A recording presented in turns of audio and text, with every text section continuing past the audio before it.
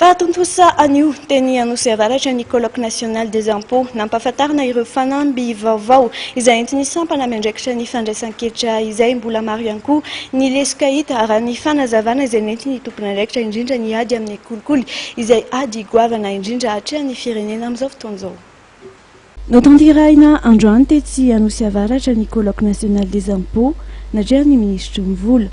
Tao anatin'izay ihany koa nilazan'ny ministro mivola fa hiverenana ny hajan'ny mpiasany hetra eo anivon'ny fiarahamonina. Tokony anana ny fahaizana ampy ihany koa ny tsirairay eo anivon'izay sehatra ny asa mahakasika ny hetra izay. Ho amafisina ihany koa ny ady amin'ny kolikoly, maro ireo dinasa ho an'ny taona 2024 hetsika izay hanamafisana ny fintantanana sy fanatsarana ny vola miditra.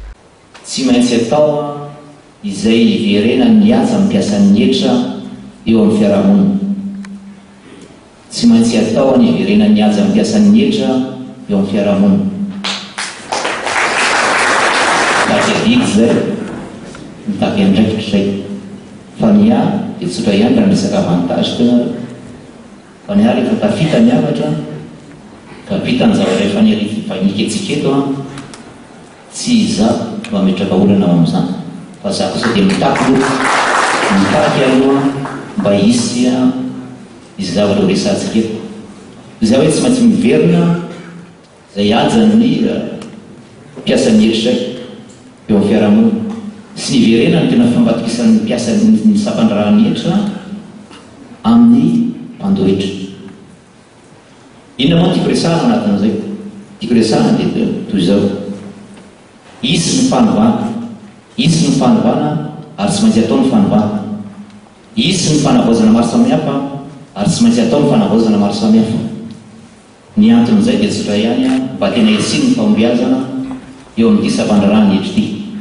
Tsy mizany eto amin'ny sampandràny hetra ihany zany, fa hipaky zany any amin'ny sampandràny ladoany, hipaky zany any amin'ny trésor. Vetiny zao folovolana na raiky folovolana nahitako ny zavatra tena misy ao anatin'ilay direction générale maro samihafa reo. Misy ny tsara tokony ho tohizana, fa misy ihany koa ary maro ny lesoka tokony ho harena ao anatin'izay. Fa ny fanarenana izay isika rehetra tsy maintsy tokony andraikitra ihany koa ao anatiny. Koa izay hoe isy tokoa izay fanovana izay.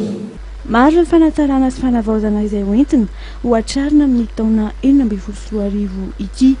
Eto ihany koa dia manamafy ny ministra mpiainy fandraisan-ketra fa tsy misy ny fampiakarana ny hetra fa ireo izay tsy mandoa hetra no asaina mandoa mba hampitomboana ny vola miditra sy hanarahana lalàna izay tokony ho izy. Mandoa hetra tsy maintsy mandoava. Izay anatin'ny secteur informel tsy maintsy tsy maintsy avokely. Dia olona zatra tsy mandoa hetra tsy maintsy mandoava. Ireo mandoa fa kely tsy arakaraka ny vola miditra aminy ihany tsy maintsy atao izay andoava ny fanamiditra izay. Fa tsy misy tokony fampiakarana tahaka hetra.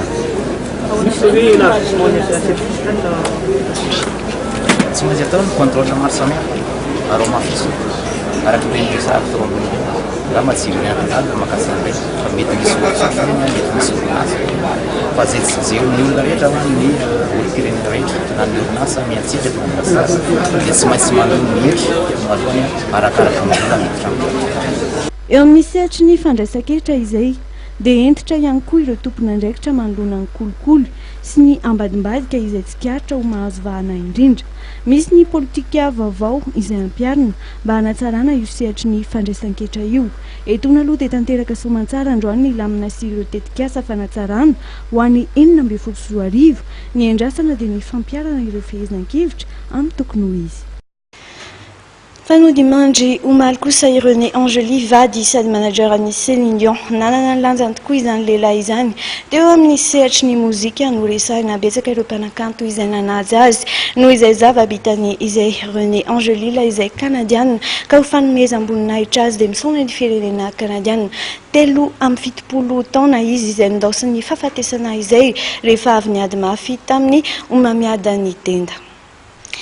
Fa izany koa tompolasy tompovavy nendiko anakatonana tanteraka ny fampalalam-baovao amin'izao alin'ny zoma izao mankasitraka antsika rehetra tany atokantrano na araka ny andindiny izay hatramin'ny farany etona dia miraso antsika rehetra any atokantrano ny tenako.